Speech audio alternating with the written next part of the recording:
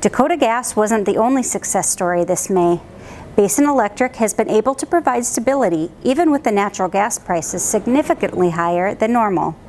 Valerie Weigel, Vice President of Asset Management and Commodity Strategy, credits the cooperative's diverse resource portfolio for its stable rates. An increased natural gas price definitely leads to an increased cost for Basin Electric. But I think the thing that we have to remember is that we are not completely reliant on all natural gas resources to serve our member load. Our diversified fleet is very helpful in mitigating against some of these increases in costs that we see in various fuel types from time to time. So we have found great value in our strategy of diversifying the fuel types that we use to serve our member load. While May is typically a slow month for coal, that wasn't the case this year. Jason Cowan, Leland Old Station plant manager, describes how well Basin Electric's first power plant can still perform. So May was an interesting month. We were originally budgeted for a lot less generation. It's a shoulder month normally. We do our outages from March, April, and May, and so that's a slow time for the baseload generation. It wasn't a slow time this month.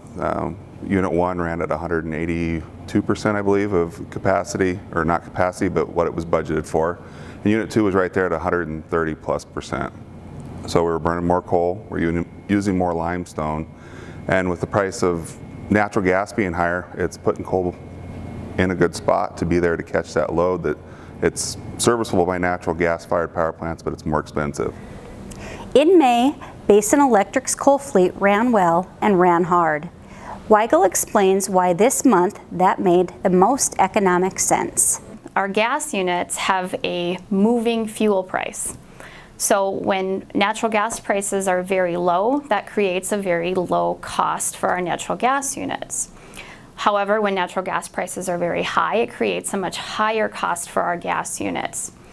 And when we have a higher power price that's created in the market because of higher gas prices, it creates more of a margin for our low-price coal units when they're running.